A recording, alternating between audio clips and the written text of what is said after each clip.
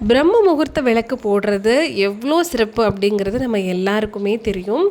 தினமும் காலையில் பிரம்ம முகூர்த்த நேரத்தில் நம்ம விளக்கு போடுறதுனால நம்ம நினைக்கக்கூடிய எல்லா விஷயங்களும் நமக்கு நடக்கும்.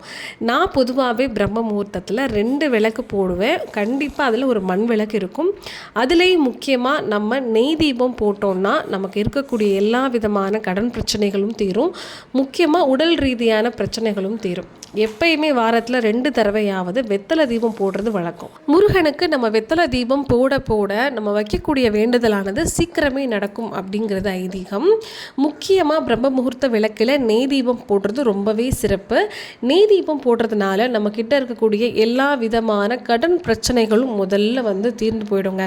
நெய் தீபம் போடுறது கடன் பிரச்சனைக்கு மட்டும் கிடையாதுங்க, நம்ம குடும்பத்தில் இருக்கிறவங்களுடைய ஆரோக்கியத்தையும் மேம்படுத்தும். அதனால் பிரம்ம முகூர்த்தத்தில் கண்டிப்பாக எல்லாருமே நெய் தீபம் போடுறதையும் ஒரு பழக்கமாக கொண்டுட்டு வாங்க. நான் நெய் தீபம் போடுறதுக்கு பயன்படுத்துகிறது இதுதான். ஏன்னா இதில் வெறும் நெய் மட்டும் கிடையாதுங்க.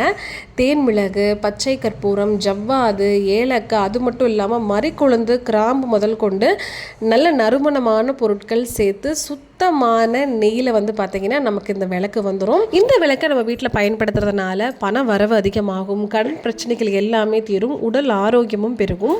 இந்த நெய் விளக்கை வாங்கி நீங்களும் பயன்படுத்தணும்னு நினச்சிங்கன்னா மறக்காமல் மேலே கொடுத்துருக்குற இந்த நம்பருக்கு வாட்ஸ்அப் பண்ணுங்க.